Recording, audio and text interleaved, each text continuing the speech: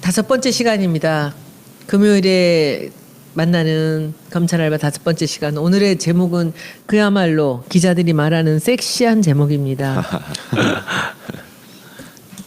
오늘 제목은 누가 왜 조국을 잡으려 하는가. 그 조국이 어떤 조국인지 여러분들은 아시죠? 최강욱 변호사님 소개합니다. 안녕하세요. 오늘 이 제목에 대해서 어떻게 생각하세요?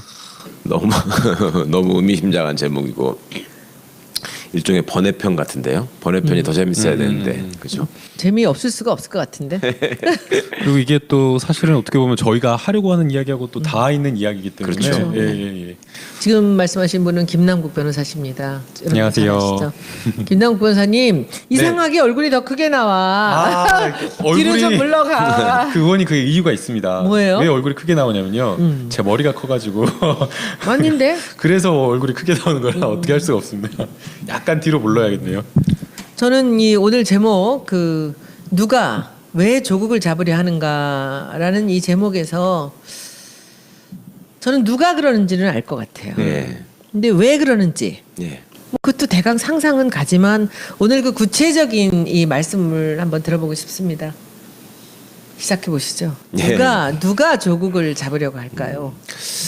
대표적으로는 그 검찰 내에서 그동안에 부정한 권력과 결탁해가지고 권세를 누리던 사람들 입장에서는 이 조국 교수가 민정수석으로 가는 순간이 아마 굉장히 싫었을 겁니다. 이걸 제가 직접 그 느꼈달까 목격한 지점이 있었는데 그 5월 9일 날 우리가 왜 선거가 끝나고 다음 날 이제 조국 교수가 민정수석으로 내정됐다라는 기사가 점심시간 언저리에 나온 것 같았어요. 네. 제가 그 전부터 뭐 진행되던 검찰 수사가 우리 의뢰인을 대상으로 한 수사가 하나 있었는데 그거를 5월 초에 조사 기일을 잡았다가 자기들이 뭐 그때 연휴였잖아요. 막 휴가 가야 된다고 좀 미뤄줬으면 좋겠다 그래서 5월 10일로 미뤘다가 오전부터 이제 그 조사에 입회를 하고 있었는데 자꾸 막 모르는 번호가 전화가 엄청 오는 거예요. 그래서 왜 그러나 하고 저기서 전화를 받을 수 있는 상황은 아니어서 이제 무슨 일이 생겼나 하고 이제 인터넷을 검색을 해봤더니 조국 교수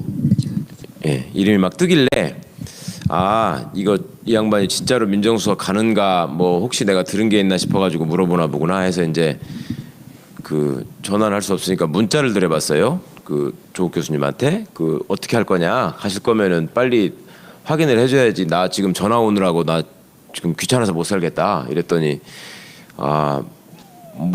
마음과 어깨가 무겁다는 답변이 문자로 왔어요. 그래서 가실 것 같으니까 그 걱정하지 말고 그 성원해드립시다 뭐 이런 식으로 글도 올리고 그랬는데 그러고 나서 제가 이제 쉬는 시간이 돼가지고요. 네.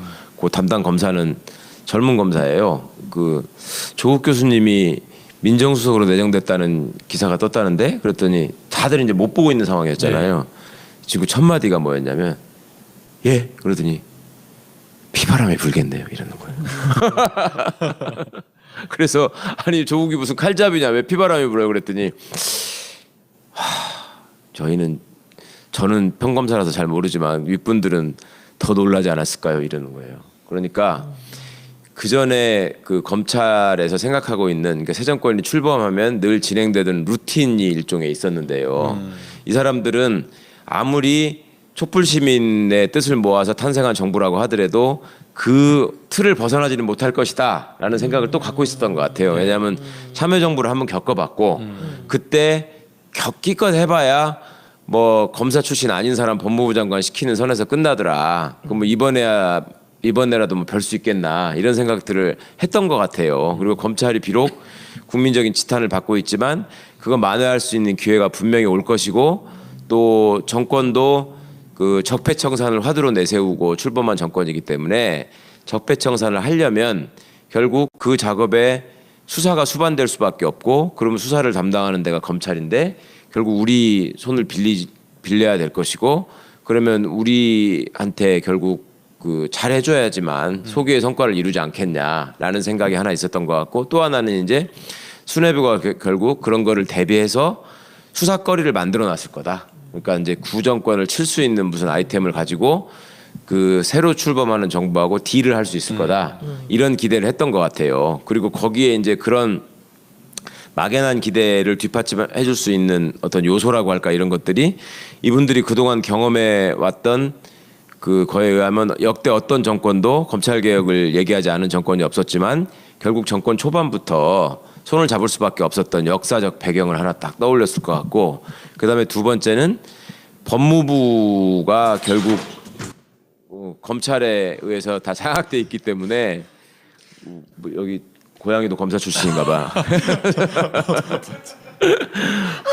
너무 리얼하게 중계가 세상에. 법무부도 장악이 돼 있을 것이고 어차피 그거를 다 바꾸려면 시간이 걸릴 거니까 그러면 법무부 장관을 통해서 이제 검찰 인사도 하고 뭐 검찰 수사도 지휘하고 하는 일이 있을 텐데, 또 민정수석실이 이제 구성되면 과거에도 여전히 또 검찰 출신 인사들이 다 민정수석실을 장악했기 때문에 그러한 통로들, 그다음에 또 여전히 제1야당으로 남아있을 자유한국당의 검찰 출신 국회의원들이 또 굉장히 많잖아요. 네. 그리고 또 그분들이 법사위에 포진을 해서 결국 길목을 지키고 있으면 새 정부가 아무리 개혁 의지를 갖고 있어도 그 뜻대로 신속하게 원활하게 나갈 수 없을 것이고, 또 그런 과정에서 과거의 구조나 메커니즘을 이용해서 충분히 중간중간에 어떤 장애물을 설치할 수 있다라고 생각하는 바가 있었는데, 이게 첫날부터 조국 교수 이름이 민정수석으로 딱 거론되니까 자기들이 보기에도 그 상징성이나 의미가 너무 크게 다가오는 거죠. 그러니까 국민들은 맨 처음에 민정수석이라고 하는 자리가 뭘 하는 건지를 잘 모르고 있었는데, 그거를 그 우리 박근혜 최순실의 공언에 의해서 민정수석실이 무슨 일을 하는 사람인가를 너무나 잘 알게 돼 버렸어요. 그리고 우병우라는 어떤 사람이 민정수석이라는 자리가 갖고 있는 위치와 힘 이런 것들을 너무 적나라하게 보여줬거든요. 그래서 사실은 법무부 장관이나 검찰총장이나 이런 것들은 뉴스에 많이 등장하고 어떤 사람인지도 알고 뭐 하마평도 있고 하지만, 민정수석은 좀 그런 자리가 아니거든요. 국회에도 출석을 안 하고 어떻게 보면 대통령과 은밀하게 무슨 일을 해오는 사람들이었기 때문에 국민들 입장에서는 잘 이게 모르는 대상이었는데, 그 자리를 우병우를 대체하는 대상으로 조국이 들어간다는 게 너무나 극명하게 대비가 되는 거잖아요. 이 사람들이 걸어온 길이 너무 다르고, 그러니까 한 사람은 시골에서 자라서 공부를 시험에 어떻게든 합격을 해가지고 검사가 돼서 빨리 출세해야 되겠다. 그다음에 검찰에서 인정받아가지고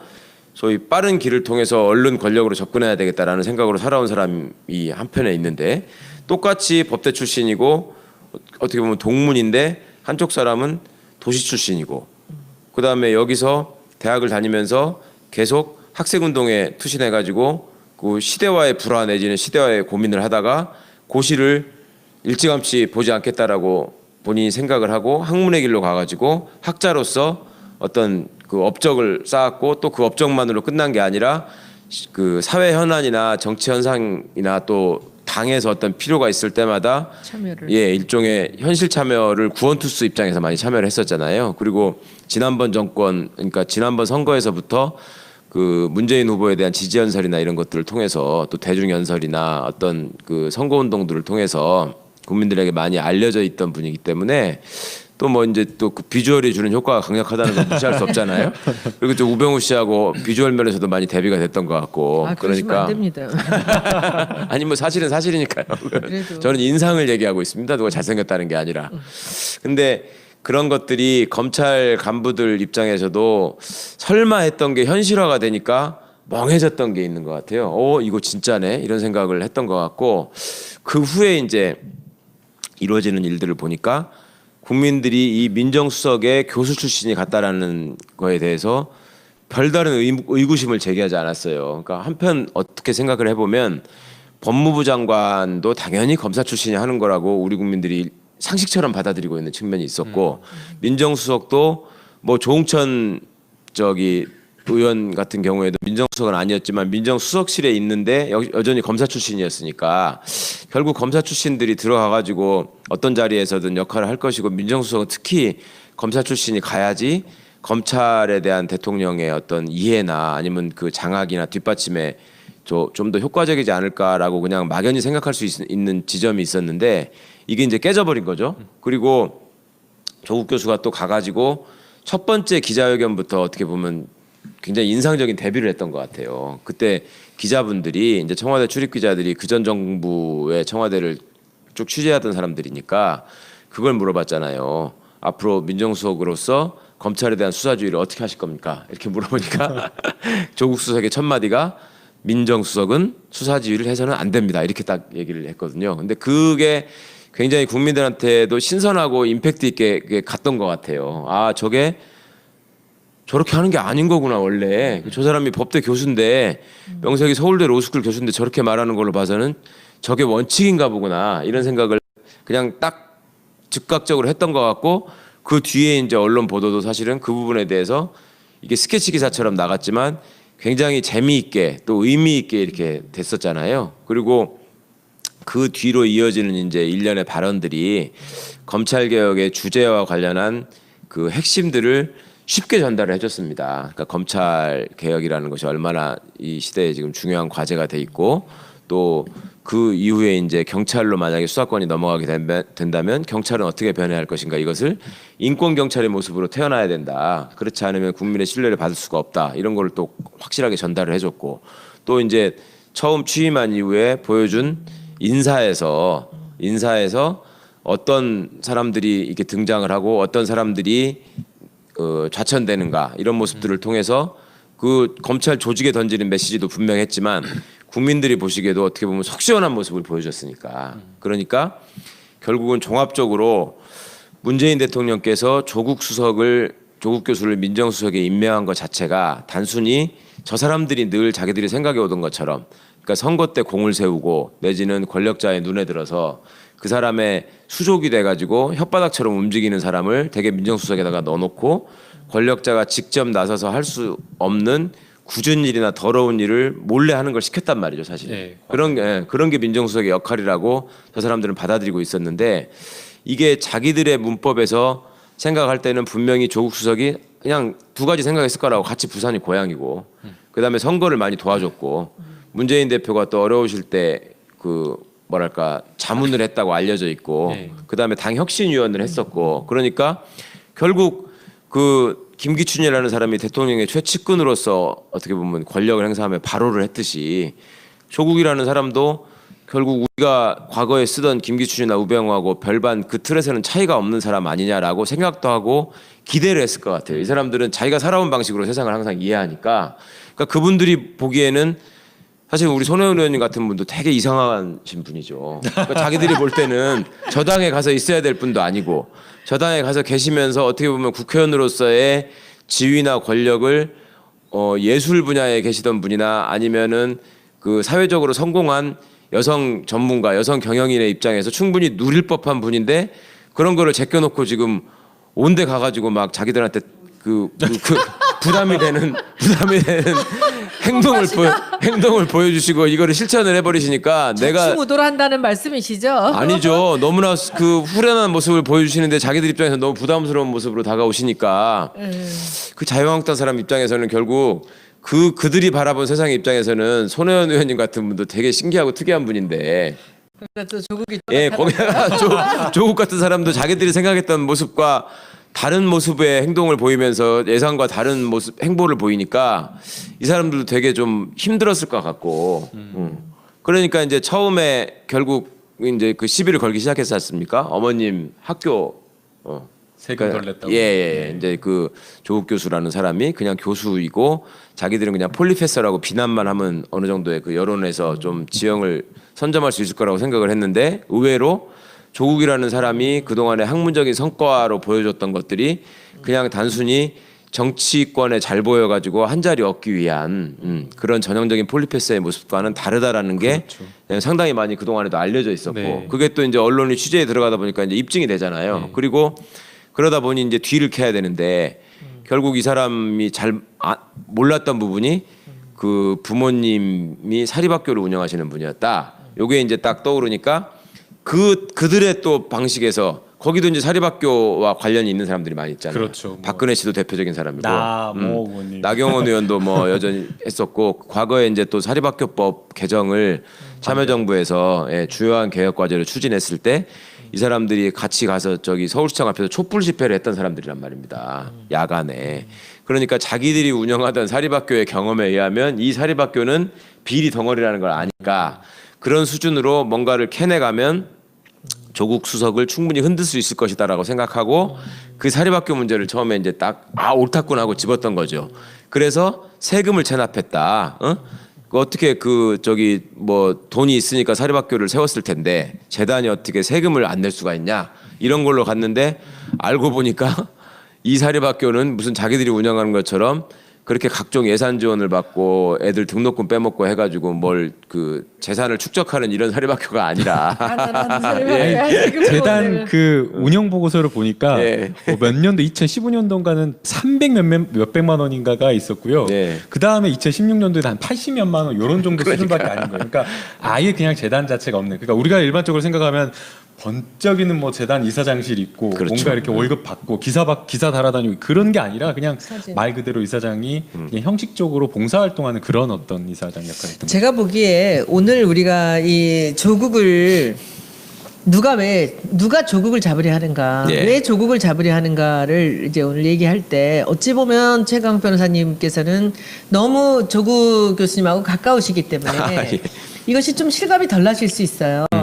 오늘 김 변호사님 보시기에는 지금 이 사람들이 조국을 잡으려고 혈안이 된 그 과정을 이 대통령이 이제 선거가 끝난 다음 날 민정수석에 조국 교수가 임명이 된 다음 날부터 한번 어떤 식으로 이 그 조국을 향한 그 화살들이 이렇게 그 총이 되고 기관총이 되고 있는지 한번 잠깐 얘기해 네, 주시겠습니까? 저는 이게 그 첫날부터 좀 시작이 됐다라고 봐요. 그러니까 5월 9일 당선이 되고 그 다음 날 함야평에 사실은 오후에 이제 조국 교수님이 올라왔지만 오전에는 다른 분이 올라오셨어요. 그렇죠. 아, 진짜? 오전에는 네. 검사 출신. 캠프에서 일하셨던 캠프에서 신현수 변호사님이라고 예, 있거든요. 신현수 진짜요? 변호사님이라고 네. 굉장히 인품이 좋으시고 굉장히 성실하신 분이시고 또 검찰 출신이고. 예, 검찰에서 참여정부 때 9명의 검사 출신이 파견이 나갔는데 그 중에 8명은 전부 다 다시 검찰로 들어갔는데 유일하게 딱 한 분 돌아가지 않으신 분이 바로 이 신현수 변호사님이세요. 네. 그러니까 돌아가서는 안 된다라는 이 법률 조항을 본인 스스로 지키겠다라는 분이세요.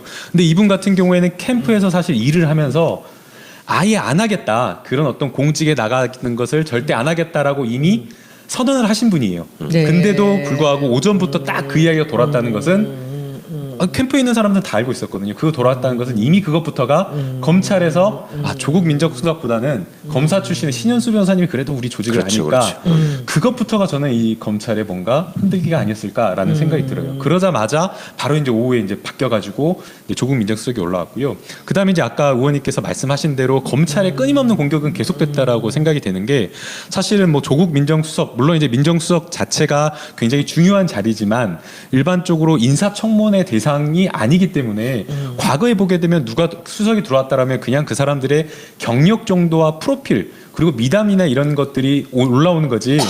아까 저희가 이야기한 대로 조국 민정수석이 어머니가 뭔가 이렇게 세금을 체납했다 이런 이야기가 막 대서특필되지는 않거든요. 그러니까. 그리고 그 다음에 아까 저도 뭐 그냥 그 홈페이지에서 딱 들어가 보면 재단의 전입금 이런 게 다 나오니까 기자들이 한 번만 확인하면 될 내용인데 사실은 그게 거의 한 이틀 뭐 하루 이틀 계속 이렇게 반나절 정도는 계속 떠들어졌다라고 하는 것은 이것은 조국 민정수석에 대한 의도적인 흠집내기라고 볼 수밖에 없는 것 같아요. 이게 뭐 조국 민정수석의 검찰 개혁을 하겠다, 사법 개혁을 하겠다라는 부분에 있어서 굉장히 어떤 큰 원대한 그런 것도 있지만 거기에 더해서 자유한국당, 뭐 검찰도 있겠지만 자유한국당 입장에서는 끊임없이 괴롭힘을 당했다라고 보는 것 같아요. 그러니까 어려운 국면에서 조국 교수님의 촌철살인의 한마디.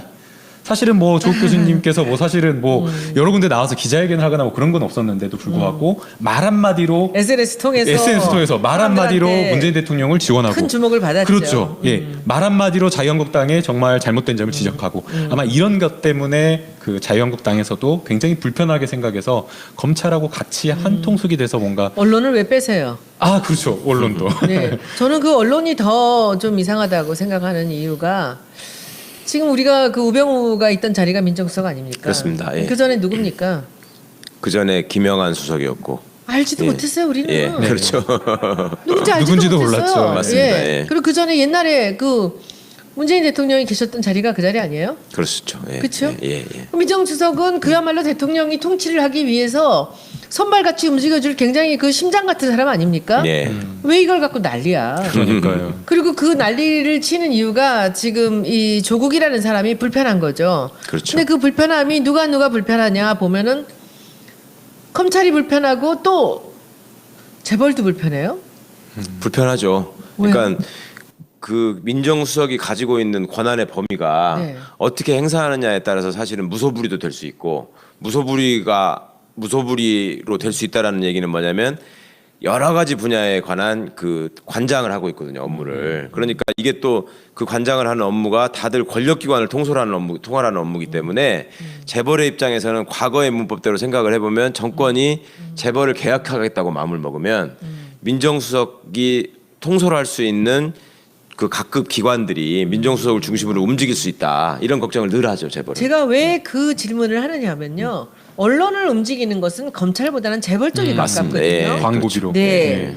그래서 이 언론이 지금 이런 식으로 조국 때리기에 함께 나선 것은 저는 검찰보다는 재벌 쪽이 더 가깝지 않는가라는 생각을 했는데 지금 말씀 듣고 보니까 재벌들이 왜 지금 이 검찰의 개혁에 이렇게 신경을 쓰는지 알겠는데 그 부분에 대해서 이 또 종편의 황태자께서 한번 아니, 그 의원님 어떤 잊어버리기 전에 제가 요거 하나만 말씀드리고 갈게요. 그 말씀 해주시는 바람에 갑자기 생각났는데 한 조국 교수가 대중적으로 그 알려지기 시작한 게 제 기억으로는 2010년이에요. 2010년에 진보집권 플랜이라는 책을 써가지고요.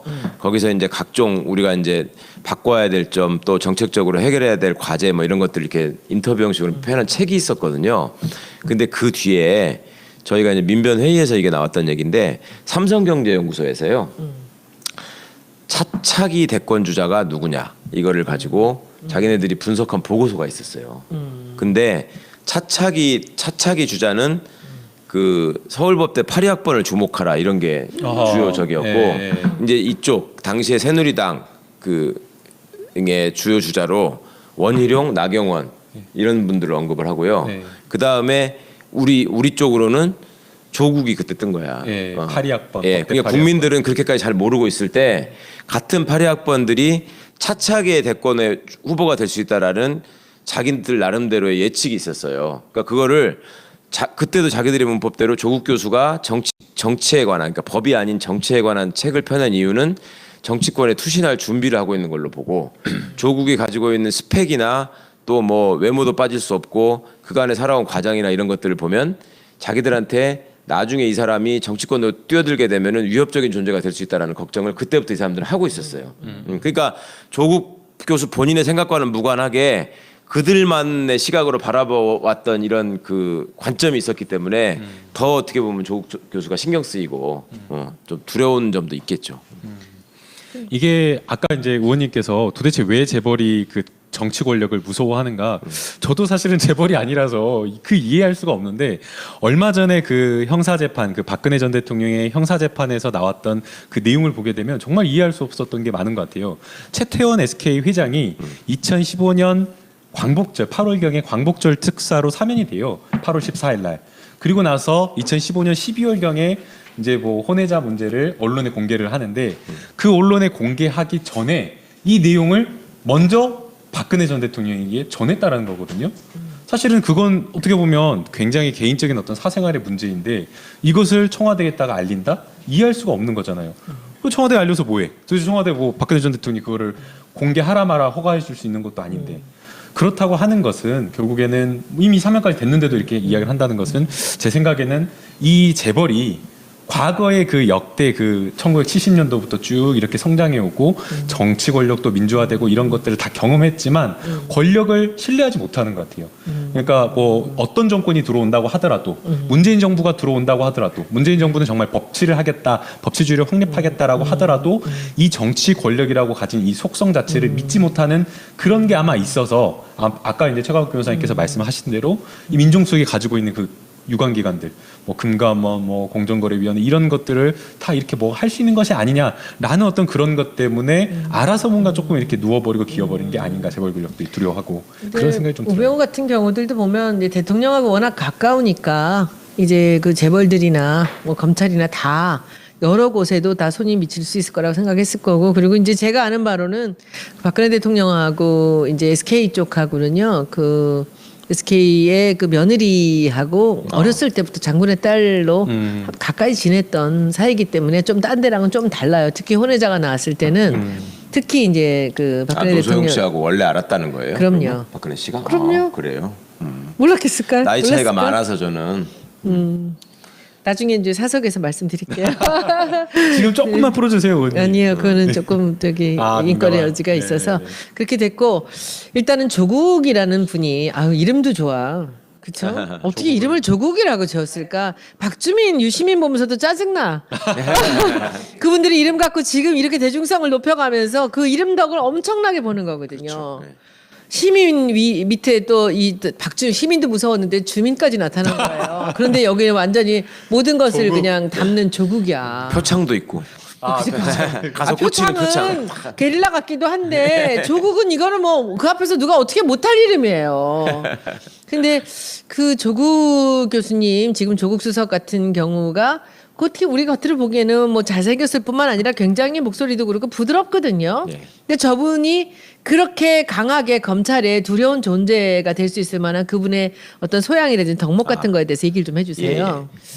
그 조국 교수가 그 전공하는 분야가 일단 형사법 분야입니다. 그 형사법 분야라고 하는 것이 형법, 형사소송법, 형사정책 이런 것들을 이제 포괄 하는데, 조국 교수는 원래부터 형법 쪽으로 자기가 공부를 하고 싶어 했고요. 왜 그 공부를 하고 싶어 했냐면, 학교 다닐 때 이제 학생 운동을 했었잖아요. 그리고 본인이 직접 검찰 수사도 받아보고 또 법정에 섰고, 그다음에 수행 생활도 좀 했었고, 그리고 그 과정에서 그 국가라고 하는 어떤 그 사람들이 고안해낸 제도잖아요. 국가라고 하는 것이. 그 국가가 형법이라는 그 무기 내지는 힘을 통해서 국민들을 어떻게 통제하는가, 어떻게 감시하는가, 그다음에 어떻게 핍박하는가, 이거를 직접 겪었던 거예요. 그러니까 나는 이 부분을 해결하는 것이 내가 이 세상에 태어나서 뭔가 세상에 기여할 수 있다라고 하는 생각을 공부를 할 때부터 이제 하면서 자기가 그걸 중심을 가지고 공부를 했던 분이에요. 그리고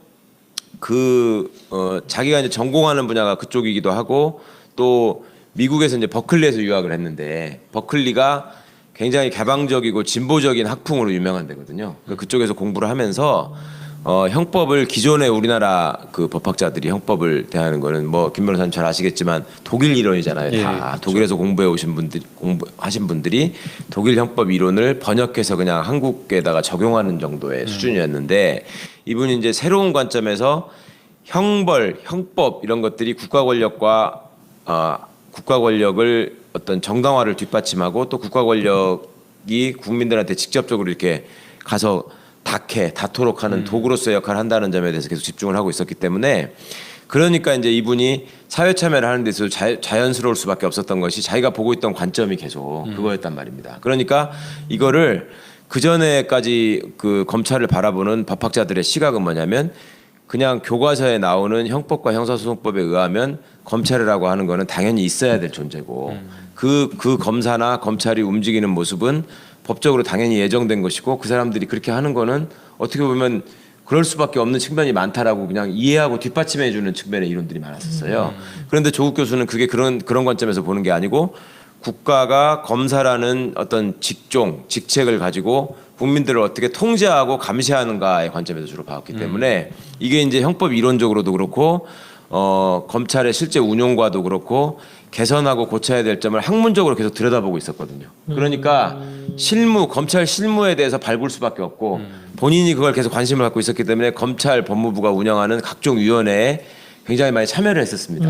그리고 또 그 국가인권위원회 비상임위원으로도 있었기 때문에 수사기관이 인권을 침해하는 모습이 어떻게 드러나고 어떻게 표현되고 그 당하는 사람들은 얼마나 많은 피해를 입는가 하는 거를 직접 목격을 한 거죠. 그러니까 정말로 자기가 당한 경험, 그 다음에 다른 사람들이 당한 경험, 그 다음에 학자로서 바라보는 국가 권력의 도구로서의 검찰 이런 것들에 대해서 정말로 정통한 시각을 가질 수밖에 없었고 그리고 학교를 다닐 때 또 본인과 같이 생활했던 사람들 그다음에 자기 후배들 선배들 이런 사람들이 이제 검찰에 가서 검사로서 승승장구하는 모습 내지는 검찰 조직에서 좌절하고 뛰쳐나오는 모습 이런 것들을 객관적으로 볼 수 있었잖아요. 그러니까 그 내부에서 보는 사람들은 아무래도 한계가 있는데 외부에서 그거를 여러 각도에서 관찰할 기회가 있었기 때문에 검찰도 사실은 조국 교수의 존재에 대해서 그전부터 잘 알고 있었고 이분의 관점을 알고 있었으니까 한편으로는 조국 교수한테 계속 검찰과 법무부가 자문을 구하는 입장이었지만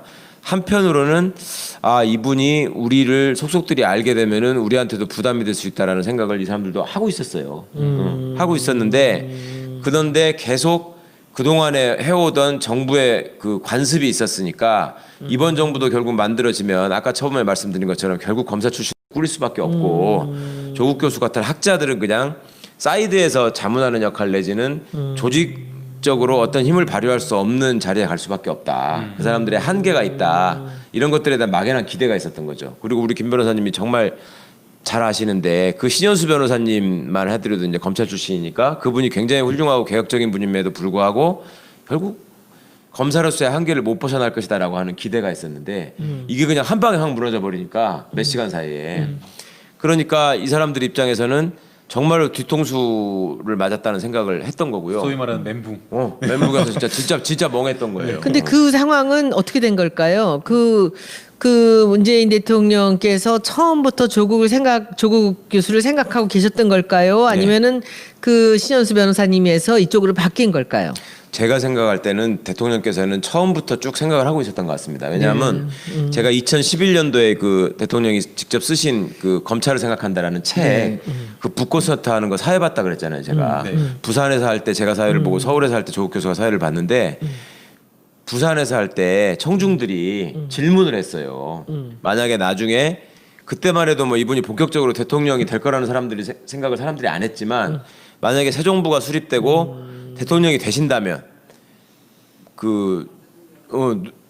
조국 교수 같은 사람을 뭘 시키고 싶으냐 이걸 질문을 했다고 그때 그러니까 그 당시에 그 문재인 변호사께서 그 딱 답하는 게 조국 교수 같은 분은 법무부 장관을 하면은 정말 잘하지 않을까요? 이렇게 답변을 하시더라고요.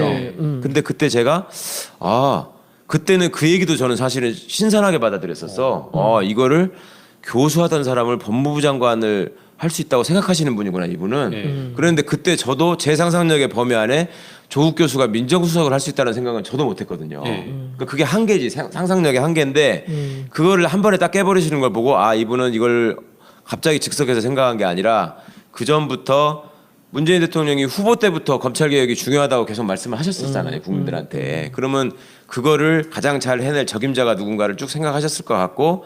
그거를 또 조국 교수한테 그 당신이 생각하시는 진심을 말씀하면서 설득했을 것 같아요. 왜냐하면 조국 교수가 민정수석 제안을 받고 받아들이기까지 시간이 얼마 안 걸렸다는 걸 제가 알고 있거든요. 그러니까 그날 아침까지만 해도 나는 이제 그동안의 그 선거 과정에서 어떤 때가 묻었다면은 좀 학교에 가서 다시 공부하면서 털어버리고 싶다. 그리고 안식년이에요 또. 그러니까 그런 것들을 통해서 본인한테 가해졌던 온갖 공격이나 의혹들이나 이런 것들을 좀 이렇게 털어버리고 싶었거든요. 그러니까 조국 교수가 굉장히 도회적으로 보이고 이렇게 좀 멋있어 보이지만 은근히 가지고 있는 그 학자로서의 소심함이 있어요. 그러니까 사람들한테 잘 공격받고 싶어 하지 않고 자기를 자꾸 오해하고 왜곡하는 거에 대해서 되게 싫어하고 그런 게 있잖아요. 왜 왕자병이야. 우린 그런 걸 쉽게 그렇게 불러요. 공격 중에 제일 많이 언론들이 공격했던 게 폴리페서다. 그렇죠. 그러면서 하는 말이 연구는 안 하고 왜 계속 이렇게 SNS만 하냐 그런 게 많았거든요. 그렇죠. 근데 이제 사실은 제가 그 조국 교수님하고 같은 층에 연구실이 있어요. 그래가 연구실 제가 이제 박사과정에 있거든요. 그래서 연구실이 5층에 17동 5층에 같은 연구실에 있는데 저 같은 경우는 이제 일을 하고 이제 밤에만 공부하다 보니까 밤 늦게 이제 가는데 밤 늦게 가면 한 10시, 11시 항상 조국 교수님 불이 켜져 있거나 화장실에서 마주쳐요. 늦게까지 공부를 하시고 그다음에 또 이제 뭐 대학원에 계신 분 알겠지만 논문 인용이 딱 나와요, 숫자가. 그렇죠, 그래가지고 지수가 나오는데 검색하면 조국 교수님이 독보적인 일이에요. 예, 그러니까 사실은 언론에서 뭐 지금 보수 언론에서 공격하는 뭐 폴리페서다 아니면은 뭐 정치에 참여하고 현실의 사회에 참여하느라 연구를 게을리한다라는 건 정말 사실이 아니고요. 그다음에 수업도 학생들이 제일 듣기 싫어하는 과목이에요. 왜 그러냐면 너무 빡세게 해가지고 시험도 그러니까 다 실무가들 해보니까 좀 출석 좀 널널하게 해주고 시험도 좀 적게 보면 좋은데 정말 학부생처럼 저희들을 굴리다 보니까 대학원생들이 제일 듣기 싫어하는 과목. 그래서 언론에서 이야기하는 이런 공격들이 다 사실은 학자로서도 사실과는 완전히 다른 이야기. 저는 그 당에 들어와서 제가 이렇게 느낀 게 전 오래전부터 문재인 대통령을 알고 있었지만은 그 가까이 뭐 이렇게 말씀을 나누거나 그럴 때는 별로 없었죠. 예. 뭐 서로 거북한 사이죠. 근데 친구 남편으로 보실 때는 네. 그리고 마누라 친구로도 아주 거북하죠. 거북한 이유가 저분이 말을 안 하세요. 말씀을. 아, 맞아요. 예. 무뚝뚝하셔서. 예. 아, 무뚝뚝이 아니라 꼭 필요한 얘기도 잘 안 하시는 분이에요. 같이 앉아서 얘기하기가 힘든 분이에요. 힘들어요. 말을 안 해요. 리액션이 없어요. 리액션이 없어요. 네, 맞아요. 네. 대답도 잘 안 예. 하시고. 그냥 이렇게 쳐다보고만 있잖아요. 네, 그래서 저는 우리는 불편하고 또 부산에 있으니까 자주 볼 일도 없었고 아. 그냥 이런 남자하고 그냥 결혼해서 사는구나만 알았는데 더 어이없는 것은 제가 4월 달에 홍보위원장 가겠다고 네. 오케이를 했거든요. 네. 중순에. 네. 그리고 제가 7월 7일 날 갔는데 저는 너무나 당연히 와이프한테 제가 온다는 얘기를 했을 줄 알았어요. 안 했어. 그것도 이야기 안 했어요. 뉴스 보고 알았어요, 와이프가. 야, 네가 온다니까 정말 고맙다. 사람들 얘기로는 제가 뭐 그 이 문재인의 마누라랑 친구를 해서 아, 마누라가 그 저를 데려왔다. 아니에요. 실제로 그 다른 사람을 통해서 저한테 컨택을 했고 제가 2012년에 2017년에 나오신다면 제가 가서 돕겠습니다라고 얘기를 했기 때문에 설마 그 얘기를 기억하고 있을까 했는데 그걸 2015년에 연락이 온 거예요. 근데 저는 그 얘기를 7월 때까지 얘기 안 한 걸 보고 야, 이 사람은 과묵 정도가 아니고요. 입이 저렇게 무거울 수가 없는 사람이에요. 그런데 제가 그 당 이름을 바꿀 때 예. 한번 그 이름을 더불어민주당으로 뭐 하는 이렇게 과정인데 정확하게 기억은 안 나는데 어느 날 최고위 끝나고 이렇게 나가는데 저한테 이렇게 기다리고 계시다가 조국 교수가 뭐 여기에 대해서 무슨 이런 의견을 갖고 있는데 한번 들어보시면 어떨까요? 저한테 이렇게 묻더라고요. 대표 시절에. 예, 그래서 저는 그때 아 이분이 조국 교수랑 굉장히 가깝구나, 가깝구나. 이제 그렇게 예, 알았어요. 근데 그 뒤에도 한번 그런 비슷한 경우가 있었어요. 그래서 그때 제 생각에 아, 이 문 후보께서는 그 조국 교수랑 굉장히 가깝게 지내고 굉장히 신뢰를 하고 있구나라고 생각을 했는데 이 두 분의 성향으로 보면 많이 다르잖아요. 예, 예. 근데 어떤 면이 문재인 대통령하고 조국 교수는 그렇게 딱 맞아서 서로 간에 신뢰를 하고 인생의 항로까지 바꿀 정도로 이런 결단을 내렸을까요? 제가 뭐 문재인 대통령께서 갖고 있는 생각을 뭐 깊이 알지도 못하고 뭐 많은 대화를 나눠보지도 못했지만 저는 그걸 느꼈어요. 그분이 굉장히 신뢰하고 믿는 분들의 공통적인 특징이 있다고 저는 느꼈거든요. 그러니까 첫 번째는 아주 맑은 사람을 좋아하시더라고요. 맑은 사람. 예. 그러니까 뒷구멍으로 딴 생각하지 않고, 그러니까 그 솔직하고 맑은 사람을 좋아하시고, 그 다음에 두 번째는 욕심이 없는 사람을 또 굉장히 좋아하시는 것 같아요. 예. 그러니까 어떤 사람이, 그러니까 문재인이라는 이름이 사실은 노무현의 친구라고 처음 참여정부 때부터 알려져 있었고, 그때도 이제 계속 핵심적인 역할을 하셨잖아요, 이분이. 네. 그런데 그때 공사 구분을 아주 철저히 했고. 자기 관리를 정말 거의 완벽하게 하신 분이잖아요. 뭐 동창회도 안 나가고 사람들도 안 만나고 아예 동창들 만나서 혹시라도 무슨 얘기를 하면 이렇게 돌아앉아 버렸다는 거잖아. 네. 그러니까 그런 정도로 자기 관리를 철저히 해오던 분이다 보니까 나한테 접근하는 사람들이 어떤 의도를 가지고 그러니까 권력을 얻고자 내지는 자리를 얻고자 접근하는 사람이 있는가 없는가에 대한 어떤 이게 굉장히 발달하신 것 같아요. 그러니까 조국 교수라는 분도 이렇게 보면은 겉으로 보면 사람들은 기존에 우리가 봐왔던 그 학벌 좋고 스펙 좋은 사람들 내지는 뭐 어떤 위치에 있는 사람들이 갖고 있는 욕심을 틀림없이 갖고 있을 거라고 전제할 수 있는 측면이 있는데 이 양반이 의외로 그런 게 진짜로 없어요. 그러니까 자기는 정말 학자로서의 길을 도리를 지켜야 된다는 생각이 굉장히 강한 사람이고 항상 또 그 본인의 무슨 이름이 왜 외자고 그렇게 이상하냐고 제가 맨날 놀렸는데 저는 왜 그러냐고 물어보면은 이제 자기가 그 남명 조식 선생의 집안에서 뭐가 어떻고 해서 옛날에 그 정말 기계 있는 선비 집안으로서의 그 자부심이 있어요. 그래가지고 그거를 지키고자 하는 어떤 욕심이 강했고 그 다음에 어떤 얘기를 할 적에 사적인 뭐를 담아가지고 얘기하는 경우를 우리 같은 후배들하고 얘기할 때도 그런 경우를 잘 못 봤거든. 그러니까 항상 어떻게 보면 나름대로 이 바른 길을 좀 제시하고 싶어하고 이런 그 관점이 있었기 때문에 그리고 지금 또 문재인 대통령이 의원 중에서 제일 신뢰한다고 할 수 있는 김경수 의원 같은 경우를 봐도 네. 거기도 이제 제 친구니까 보면 그 친구도 정말 노무현 대통령을 끝까지 곁에서 모신 그 마지막 비서관이기도 하고 그다음에 여러 고생을 겪어서 이제 정치권에 결국 들어오긴 했지만 정말 그 친구도 맑고 욕심이 없는 사람이거든요. 내가 이 대목에서 왜 웃었게? 예, 왜요? 최순실이 그 맑은 영혼을 가진 사람 있어요. 나 얘기하면 욕 먹을 거라고 생각해. 죄송합니다. 그 대목에 깜짝 놀라가지고 제가. 그리고 저는 다른 한편으로는 또 저는 문재인 대통령한테 개인적으로 감사드리고 싶은 게 우리 그 민주개혁 진영이 가지고 있던 촌스러움을 떨어버리는데 좀 많이 기여를 하셨다는 점을 저는 평가하고 싶어요. 그게 뭐냐면 옛날에 저희들 왜 그 소위 재야 인사, 네. 민주화 운동 하신 분들 이런 분들의 특징이 뭐냐면 이 수염을 기르거나 아니면은 개량 한복을 입고 늘 감정성에 나타나시거나 개량 한복을 좀 모독하겠습니다. 그다음에 또 정청래 의원처럼 항상 촌스럽게 옷을 입거나 네. 이런 정청래가 분들이 어쨌다고? 정청래가 어쨌다고? 왜 정청래를 끌어들여가지고? 아 예를 들어서 저기 무슨 저 예전 저 신한국당 뭐 저 그 새누리당 자유한국당 이렇게 이어질 때까지 쭉 이렇게 있는 사람들을 보면 요즘 뭐 옷 잘 입고 패션 감각이 뛰어난 사람들은 그쪽이 훨씬 많았어요.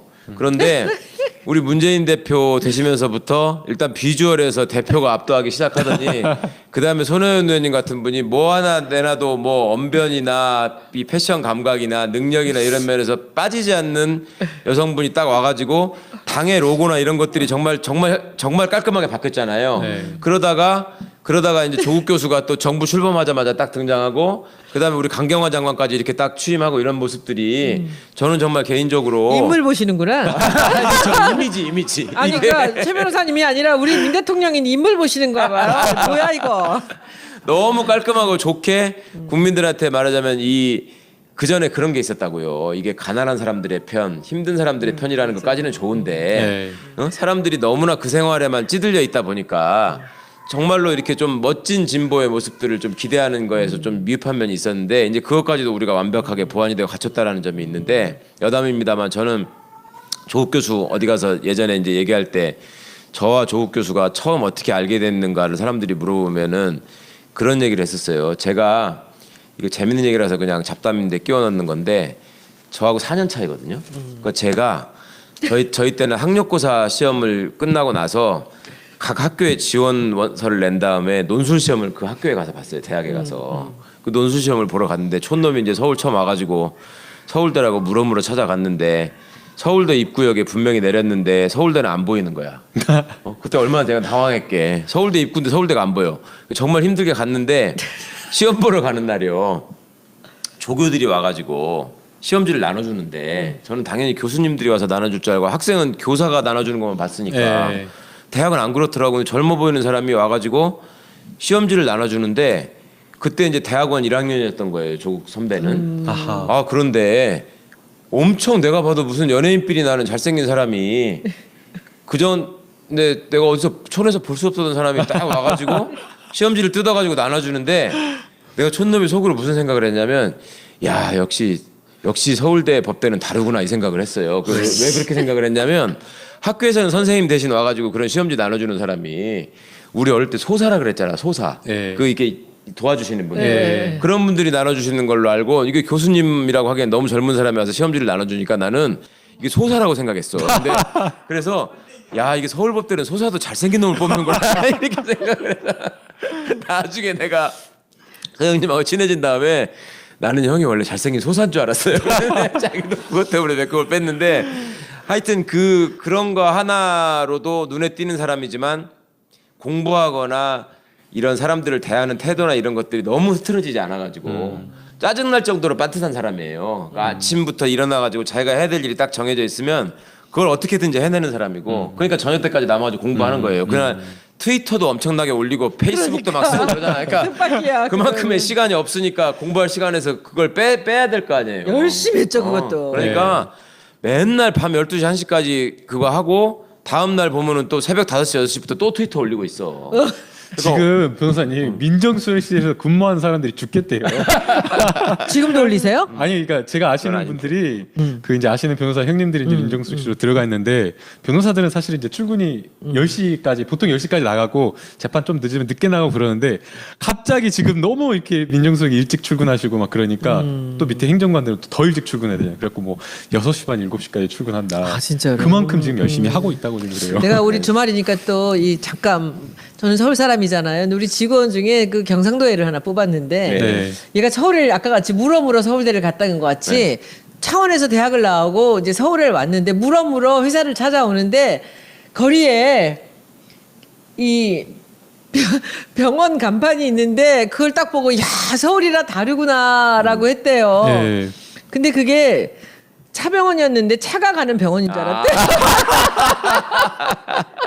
그래서 근데 그게 이제 아, 이거 뭐냐면 심한데. 차병원이 옆에 이렇게 있는데 이쪽에 차병원 이렇게 주차장이 있어요. 네. 여러 개 층으로 돼. 네. 아 차들이 많이 근데 거기에 차병원이 써 있었어요. 아. 그러니까 이 친구가 지금 유능한 디자이너가 돼서 독립부 사장이 됐는데 맨날 내가 놀렸어. 그래서 그 지나가면서 야 서울은 차가 가는데도 병원이라고. 그러니까 아까 말씀이 맞아요. 이 서울대에 가면은 이 시골에서 보면은 그 역에 내리거나 동네를 가면 앞에 건물이 있어야 되거든요. 네, 그렇죠. 서울대 입구인데 왜 서울대가 아, 없냐고 씨. 입구인데.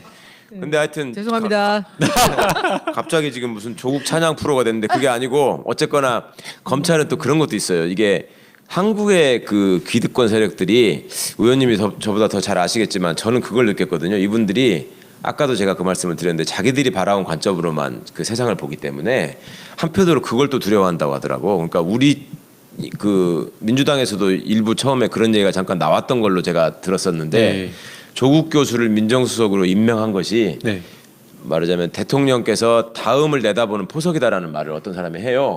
그래서 그게 무슨 말이냐? 그랬더니 쉽게 말해서 노무현 대통령의 첫 민정수석이 대통령이 됐는데 네. 그럼 문재인 대통령의 첫 민정수석도 대통령이 될 수 있는 거 아니냐? 아하. 그리고 이걸 정치공학적으로 접근하는 사람들은 안희정이라는 젊은 지도자가 선거 그 경선 초반에 돌풍을 일으켰는데 네. 그러면 안희정과 경쟁할 수 있는 내지는 대체할 수 있는 그런 강력한 사람으로도 조국이라는 카드도 있는 거 아니냐 이런 식으로 분석하는 사람들이 있더라고요. 자기 희망사항을 담았는지 뭐 조국을 배제하고 싶어서 그랬는지는 모르겠는데 근데 그것이 결국 얼마 안 있어서 뭐 사라진 얘기가 됐지만 검찰 내부에서는 그것도 되게 신경 쓰는 측면이 있어요. 그러니까 만에 하나라도 이 사람이 대통령이 되는 경우가 있으면 큰일 나네. 우리는 진짜로 미래가 없다. 이것도 있는 거야. 근데 그거는 나중 그래서 얘기고 저는 지금 굉장히 그 이제 정말 심각하게 보는 게 지금 양경원 장관 후보가 이제 탈락되고 나서 그 화살을 조국한테 돌리고 있는 이 언론과 예, 예. 이 세상의 그 관점들을 다시 한번 저는 봐야 된다고 보는 게 맞습니다. 이 저는 안경원 장관도 맨 마지막에 제일 가슴 아팠던 게 그 아들 얘기였어요. 근데 지금 조국 그 수석의 그 아들 딸의 주변 친구들한테도 탐문들이 들어간다는 정보가 있습니다. 혹시 거기에 대해 들은 적 있으세요? 그 민정수석 임명된 초반부터 이미 이제 그게 네티즌들이 그 카톡 대화를 캡처해가지고 올린 분들이 생겼었습니다. 그게 뭐냐면 기자들이 그 조국 수석 아들 그러니까 딸 하나 아들 하나가 있는데 그 아들이 외국에서 대학을 다녔거든요. 이번에 졸업을 했는데 이제 그 친구하고 같이 대학 다니는 한국 사람들이 이렇게 많지 않을 거니까 그걸 일일이 다 찾아내가지고 거기다가 쫙 연락을 보내서 그 친구가 어떤 사람이냐, 뭐 장점은 뭐고 단점은 뭐냐, 학교 생활은 어땠냐. 그러니까 그것도 이 사람들의 루틴에서 비롯된 어떻게 보면 판단 착오인데. 그러니까 조국 교수가 처음에 많이 알려져 있지 그러니까 자기들이 이렇게 확인을 못했을 때 부모님이 사립학교 재단 이사장이면은 틀림없이 엄청난 부자일 것이고, 그러니까 그 돈을 가지고 호화롭게 뭔가. 네. 호화 유학을 보내가지고 미국에서 이제 대학을 보냈을 것이고, 그러면 얘는 집안에 돈 많은 유학생들이 미국에 가서 보이는 잘못된 행태들 있잖아요. 왜 비싼 차 타고 다니면서 네. 막 연애나 난잡하게 하고, 그다음에 술 같은 거 먹고 뭐 마약을 한다거나 이런 식의 비리 이런 것들을 염두에 두고 그 확인해 보려고 그랬는지 모르겠어요. 또 혹여라도 한쪽으로 무슨 뭐 이 친구가 학교 생활하면서 실수를 했거나 잘못한 점이 있으면 그걸 가지고 공격을 하면은 사실은 공격 당하는 입장에서는 내가 직접 공격 당하는 거는 견딜 수 있지만 자식은 그렇잖아요. 자식은 정말 힘들잖아요. 그러니까 그렇게 해가지고 더 흔들려 버리려는 생각이 있었던 것 같아요. 그리고 실제로 그 변희재류의 그 뭐 매체나 이런 거에서 또 그 어머님 그 세금 체납 문제도 그런 매체에서 처음 시작이 된 거고, 그 다음에 그 자녀들이 뭐 학교 문제 뭐 이런 거 가지고 또 그 비트는 기사들이 또 나왔었죠. 이름도 틀리게 해가지고 썼던데 보니까 무슨 뭐 왜 특목고를 애들이 왜 나왔냐 뭐 이런 것도 시비를 걸고. 근데 우리 아까 나왔던 얘기 중에 우리 제목이 지금 누가 왜 조국을 잡으려 하는가라는 제목인데, 이 누가라는 부분에서 우리가 검찰과 재벌과 언론을 얘기했잖아요. 네. 제가 보기엔 언론은 그냥 이 기능으로서 역할을 하는 것뿐이지, 그러면 이 주체를 우리가 이 검찰하고 관련된 사람들이라고 볼 수 있나요? 그거는 아무래도 정치 세력이 중심이 되겠죠. 그리고 정치 검사들이 그와 당연히 연계돼 있었으니까 그 사람들이 함께 이제 어떤 전략을 짜고 뭐 장난질을 치고 있을 거라고 생각을 하는데, 그 왜 그러냐면 지난 시간에 그 의원님께서 물어보셔서 제가 얘기했던 왜 그 재벌들은 검사를 사유로 삼기를 선호한다. 그다음에 검찰하고 가깝게 지내려고 한다. 그것이 단순히 그냥 검찰이 세니까 어느 순간에 갑자기 그렇게 생긴 게 아니라 우리나라 그 현대사가 진행되는 과정에서 지금 재벌들이 재벌의 위치를 차지하게 된 이유, 그다음에 재벌의 딸이 대통령한테 자기 사생활에 대해서 그냥 어떤 편지를 보낼 수 있는 이유가 뭐냐면, 이 사람들이 재벌로서 성장하게 된 과정에서 박정희 씨의 도움이 결정적이었잖아요. 예. 그러니까 그 전에 국영기업으로 있었던 항공사를 그냥 한진그룹에다가 주니까 여기가 갑자기 그 항공사를 받아가지고 재벌 기업을 성장을 한 거고, 경부고속도로 뚫는 문제를 현대에다가 주니까 이게 이렇게 큰 거고. 현대건설. 그때는 우리나라가 이런 것들이 다 갖춰지지 않았을 거였기 때문에 독재자 한 사람이 사업 분야를 정해가지고 이건 네가 해, 이건 네가 해 이렇게 나눠준 셈이었거든. 그러니까 그런 것들이 재벌 분야에서는 우리가 이렇게 살게 된 거는 박정희 대통령 덕분이다라는 은인 개념이 일부가 있고요. 그다음에 또 하나는, 그전에는 우리가 그 경제 구조가 복잡하지 않고 이럴 때에는 국가 기구나 조직도 그렇게 많지 않았단 말이에요. 그럴 때 소위 뭐 예를 들면 국방과학연구원 이런 또 뭐 카이스트 이런 것들도 다 박정희 씨가 만든 거거든. 그러니까 그때 그걸 만든 사람들은 만들어져서 거기에서 이제 그 직장을 얻었던 사람들도 역시 우리는 박정희 때문에 살게 됐다 이렇게 생각하는 측면들이 있어요. 지금 보수 극보수들의 생각과 같은 예, 거죠. 그렇죠. 재벌들이 아니었으면 우리나라가 어떻게 여기까지 왔느냐 똑같은 생각이죠. 박정희 씨 아니면 어떻게 됐겠냐 이런 생각들을 하는데, 그렇다 보니까 이 사람들이 그렇게 성장해온 과정에서 그 권력과 기득권을 유지해온 기본적인 시스템이 있다고요. 그 시스템의 핵심에 있는 것들이 검찰하고 언론이었죠. 그러니까 박근혜를 키운 것도 검찰과 언론이었고, 박근혜가 망가지는 과정에서도 검찰과 언론이 제일 앞서 어떻게 보면 큰 기여를 한 거잖아요. 네. 거기서 제대로 못하니까 주권자들이 자꾸 이거를 그 공부를 하게 되고 눈을 뜨게 되는 결과가 됐고요. 결국 그래서 주권자들 입장에서 언론을 개혁해야 되고 검찰을 개혁해야지 나라가 제대로 되겠다라는 생각을 하게 된 것이고, 그러니 여기에 방어를 해야 되는 입장에서는 어떻게든 검찰을 옛날의 검찰의 모습으로 그대로 놔둬야지 우리의 방어가 효과를 발휘할 수 있다라는 생각이 굉장히 간절한 것이었는데, 대통령이 첫 번째 인사를 통해서 그걸 깨버리시니까 이게 너무 아픈 거지. 그러니까 그 상징으로 딱 지금 되고 있는 조국 교수를 어떻게든지 흠집을 내고 흔들어 놔야지만 우리한테 미래가 있다. 이 생각을 하는 그런데 거죠. 제가 보기에는 지금 이 상황을 저는 보면서 약간의 그 데자부가 지금 떠오르는데, 이 문재인 대표 시절에 문재인 대표를 흔들었던 우리 당에 있는 사람들, 양 옆에 앉아 있던 사람들부터 시작해서 멀쩡하게 웃고 있다가 카메라만 들어가면 바로 양쪽 옆에 앉혀놓고 대표를 까는 거예요. 근데 지금 이 사람들이 이 문재인 대통령을 흔드는 그 이제 양 날개를 갖고 흔드는 게 아닌가라는 생각이 들고, 지금 김상조를 반대한 것도 여러 가지 이유가 있겠지만 그냥 무조건 흔들고 보자는 거고요. 그리고 강경화를 흔드는 건 특히나 그렇습니다. 그 사람이 뭐 장관이라든지 이렇게 이런 자리에 대한 생각이 상상을 해보지 않았을 가능성은 있죠. 그래서 조금 긴장하지 않고 살았을 수는 있지만 여러 가지 뭐 이 위장전입 같은 얘기는 있지만은 전체적으로 봐서는 누구나 다 유능한 사람이라고 하고 그리고 대통령이 필요로 하는 사람이잖아요. 예. 대통령의 통일이나 외교에 대한 생각을 대신 전해줄 수 있는 사람이기 때문에 저는 대통령이 편하고 자기가 일하고 싶어 하는 사람을 골라서 내가 하겠다라고 한다면 기본적인 검증을 거치면 그 다음에는 임명하는 게 당연한 거죠. 근데 그 난리를 치는 거 보면서 그리고 그 다음에 또 임명이 되고 나니까 지금 조용해요. 예. 강경화 장관 얘기가. 그리고 그 다음으로 조국한테 가요. 그리고 더 여기 웃기는 일이 벌어졌잖아요. 탁현민. 그러니까 이 제가 보기에는 이 문재인 대통령을 가운데 놓고 이 양팔과 다리와 정말 어깨와 어디 빈틈만 나면 무조건 들어오는 거예요, 그냥. 근데 저는 이 탁현민 행정관 얘기들도 여러 가지 얘기하지만 저는 오래전부터 탁현민이라는 사람을 알고 있기 때문에 그 사람에 대해서 뭐라고 얘기를 할 수가 없어요, 저는. 그런데 청와대 사급 행정관의 얘기를 국회의원이나 뭐 이런 다른 당에 있는 사람이 이래라 저래라 할 거는 아니지 않나요? 우리가 전 정말 이런 일들을 갖고 이렇게 이슈화를 시켜서 온갖 언론에서 떠들 만큼 그렇게 그 사람들이 할 일이 없는가? 나는 그렇게만 생각이 안 들어요. 그러니까 그 탁현민 행정관이 그 10년 전에 썼던 책 내용을 보게 되면 자유롭게 솔직하게 말을 해야지 하면 할수록 뭔가 자유로워진다라는 그런 내용이 있거든요. 그러니까 본인이 그냥 가지고 있었던 어떤 굉장히 조금 뭔가 내밀한 그런 영역을 그냥 터놓고 이야기를 한 거예요. 사실은 내용 자체를 보게 되면 뭔가 누군가 그걸 공감하고 싶지는 않고 굉장히 안 좋은 내용이지만 그러나 이것과 별개로 이 사람의 이런 어떤 내밀한 어떤 사생활이 있다고 해서 청와대에 가서 행정관으로서 본인의 어떤 역량을 펼치는데 문제가 있느냐? 그건 완전히 다른 차원의 문제거든요.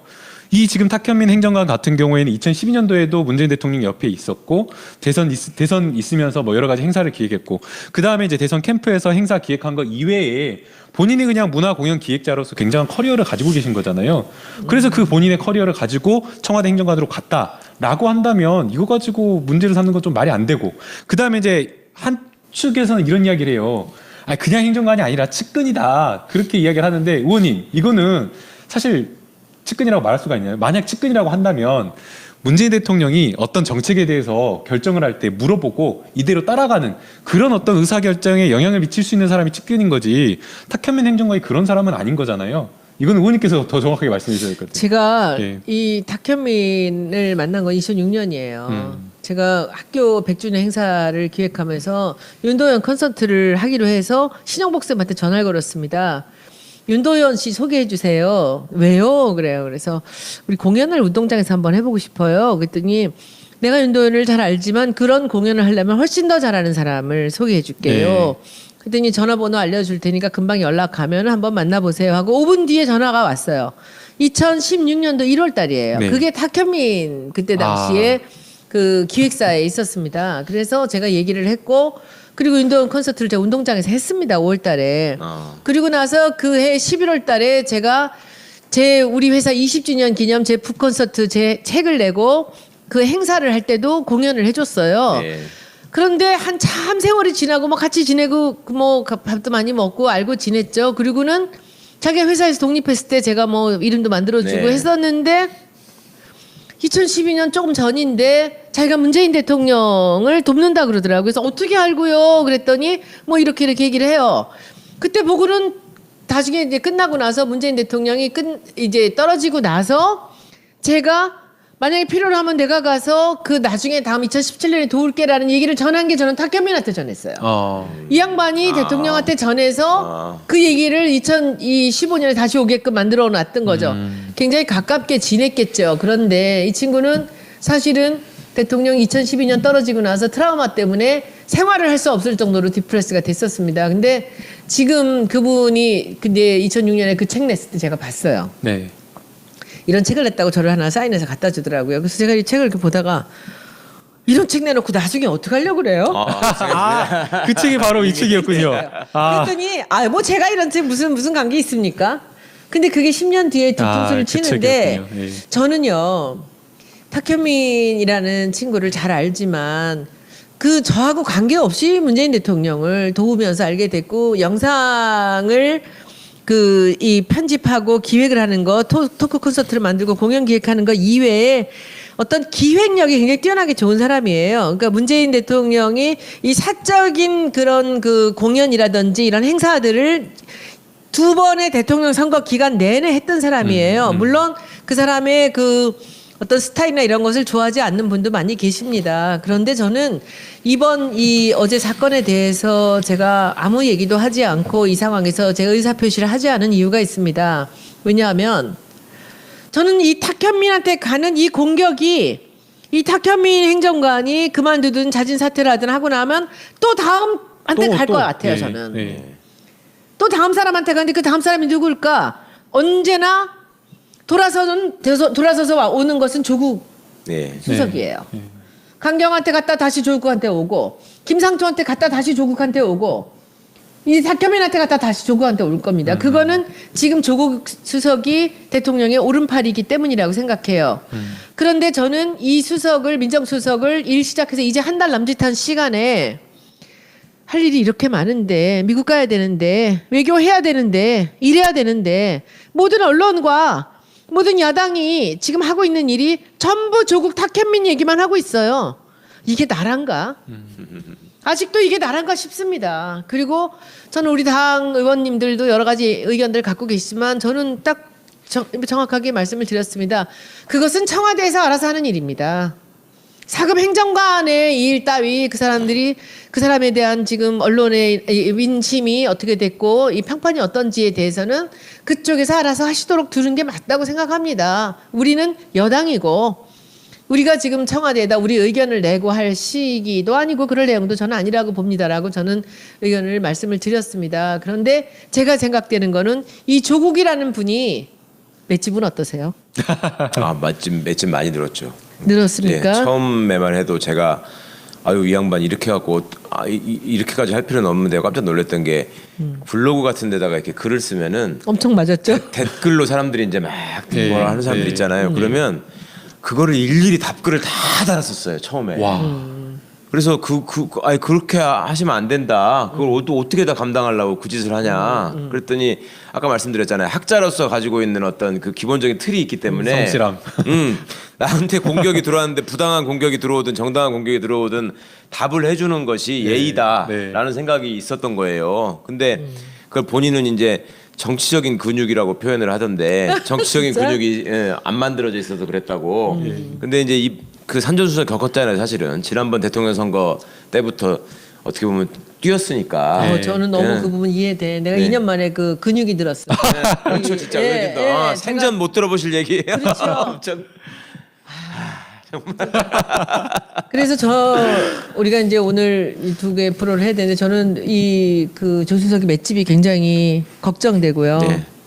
그러면은 옆에서 좀 최 변호사님께서 이 맷집의 근육이 늘어나는 것을 좀 많이 도와주시고. 엊그저께 그런 문자를 한번 저한테 보내서 좀 찡했었는데 본인도 뭐 어떻게 좋겠어요. 자기가 타겟이 되고 있고 이런 것들을 아니까 한번 저한테 이렇게 자기 얘기가 언급된 기사들을 몇 개를 이렇게 링크를 보내셨더라고. 근데 이제 거기에 가능하면 진실에 가깝게 쓰려는 기사가 있고 완전히 악의적으로 공격하는 기사를 그 대비되는 기사를 딱 보낸 다음에 두들겨 맞고 터지더라도 직진하겠다 이렇게 딱 해서 보냈어요. 그러니까 본인 스스로 어떤 다짐의 시간을 가졌던 것 같아. 우리 만나서 한번 붙잡고 울기래 돼. 그래서 직진하겠다는 그 마음을 하여튼 계속 지켜봐 주시고 성원해 주시면 직진해서 분명히 뭔가는 해내고 그냥 그 방향을 바꿀 사람이지 제가 절대로 직진하기도 전에 좌고우면할 분은 아니기 때문에 그런 신뢰는 가져도 좋을 것 같습니다. 저희가 이렇게 이야기 나다 보니까 벌써 1시간이 또 다 됐어요? 돼버렸죠.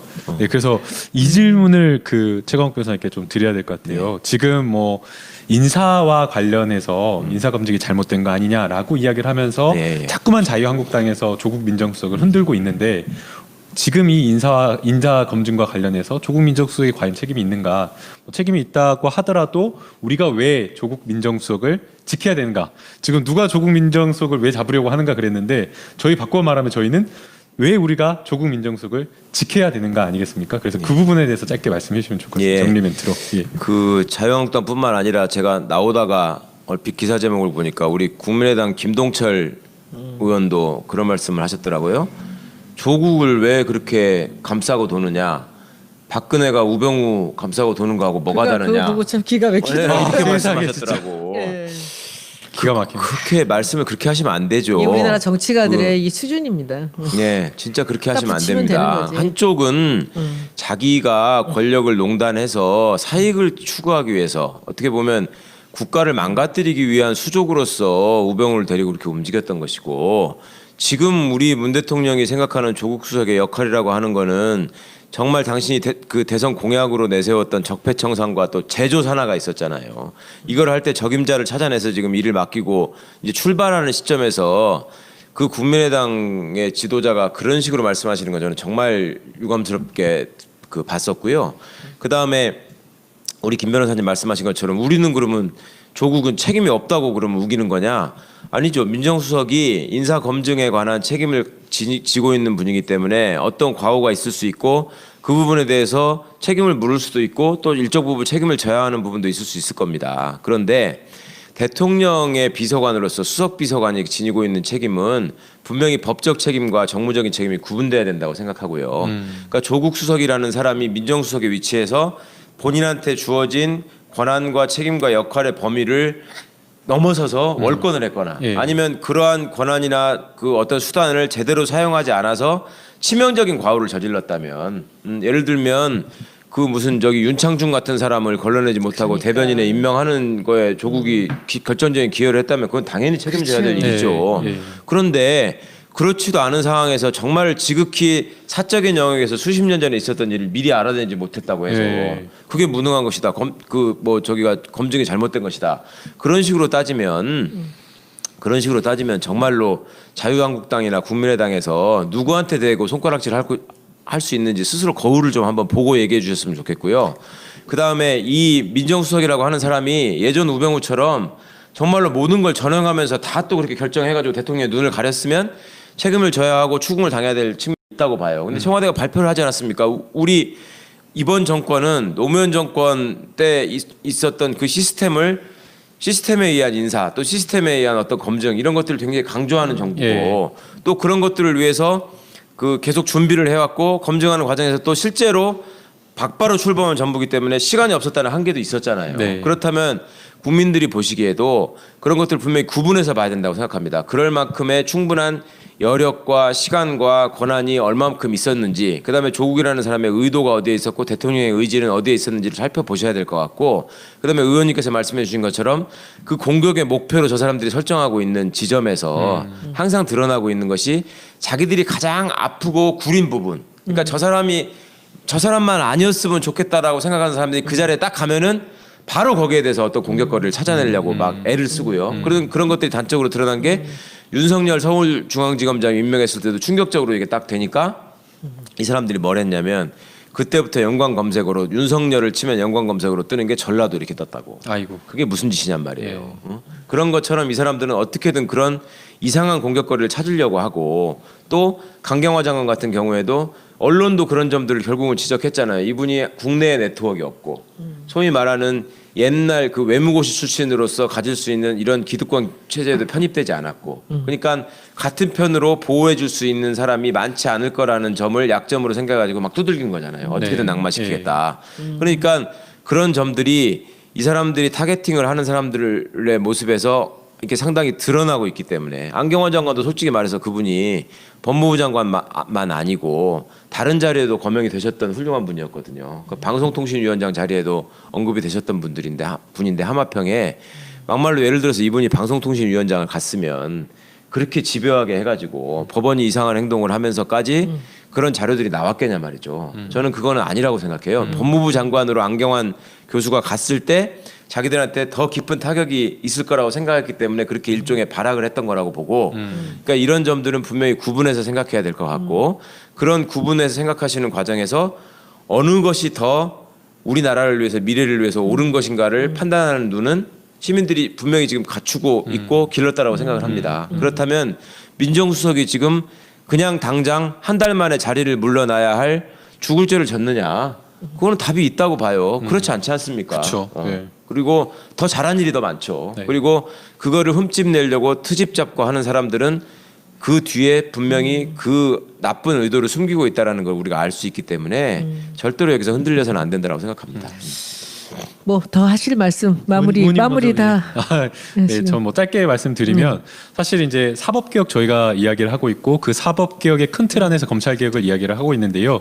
뭐 사법개혁이든 검찰개혁이든 강론은 사실은 뭐 굉장히 뭐 다양하고 여러 가지일 수 있다라고 생각이 돼요.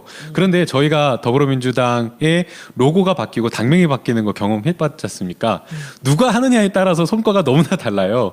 저는 사법개혁도 마찬가지라고 생각이 됩니다. 사법개혁 어떻게 해야 될지에 대해서 누구보다 더 잘 이해를 하고 있는 사람이 사법개혁을 하는 게 맞다라고 생각이 되고 그러한 어떤 사법개혁을 잘 이해하고 문재인 대통령의 그 사법개혁 의지를 잘 실천할 수 있는 분 바로 그 사람이 이제 조국 민정수석이기 때문에 저희가 좀 지켜줘야 된다라고 생각이 됩니다. 네.